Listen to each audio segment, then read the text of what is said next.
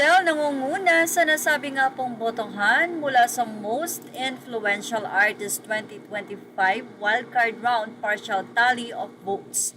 Sino-sino nga ba ang nangunguna? Keep voting mga Caps. Pasok sila sa top 5. Vote na sa mga di pa nakaka-vote. Well, isa sa mga kasama sa nasabi nga pong Most Influential Artist ay sila Stell, SB19 Pablo, SB19 Ken. Narito po ang nasabing ranking. Sino nga ba ang nangunguna? Who do you think will make the cut? Keep voting to lift up your favorite. Stell Philippines nangunguna na may botong 465,110.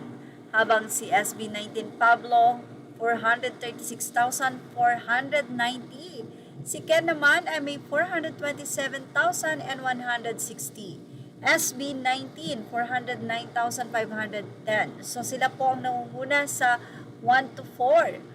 Kim Tae-yung, Jimin, Tianzuning, Ahop, Xiaozan, and Hypen, Cortis, Stray Kids, Boom, Revit, and Luki Punyapan.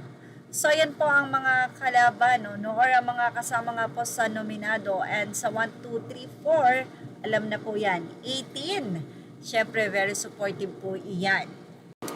Samantala, SB19 nasa Bantayog Music Festival. OPM domination is with Camarines Norte Provincial Information Office. Grabe, mukhang napakalaki po ng ginastos ng Bantayog Music Festival na ito dahil narito po ang mga aabangan sa nasabi nga pong festival. Bicol Mag-ingay, Cup of Joe, one of the artist performer for the Bantayog Music Fest 2026 at Camarines Norte, Bicol Region.